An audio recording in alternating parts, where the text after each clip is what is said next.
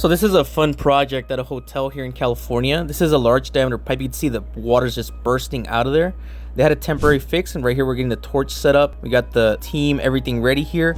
That water it just burst right at that section. So right here what we're doing is a neat little trick where we use pliers to actually remove paint and chips from the pipe itself. Now we just go ahead and sand it down and make the pipe nice and clean, and we want to make sure that whole section is clean because we're going to go ahead and put new fittings, flux, and solder over the area. So we make sure we sand it down pretty good.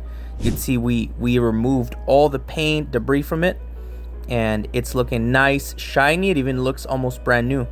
So once that's ready, we go ahead and cut out the old section right there. That's actually the section that got damaged. It was just squirting right in that section, so we're going to cut that section out first and leave it so that we can install the new section. Right here we got the multi-tool. You know, we got to rock that Milwaukee and represent. We love the red.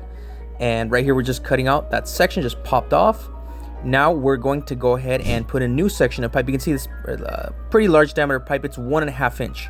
So that's about the pipe that they use right here for different sections of the hotel.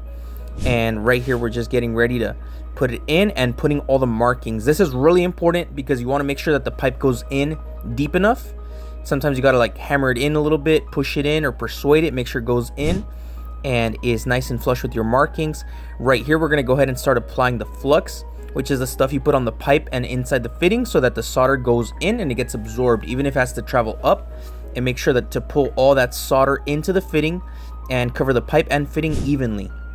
So right here we're getting all the pieces together. This is just like Legos. I love installing these because it's like Legos. You can see right here we got the torch out, and it's interesting because this large diameter pipe, you actually have to follow the torch with the solder around so you make sure it goes around and distributes evenly. So right there we're just working our way around, making sure that solder gets absorbed into the pipe and into the fitting. You can see all the marks we had there. It's all flush and even with the marks we had put.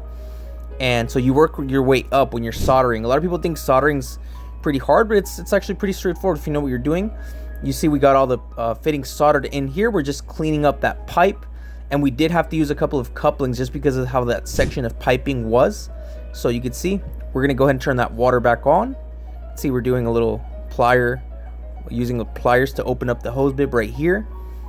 The water's open. We're testing for leaks, amping up the pressure, and we're just basically filling the system up.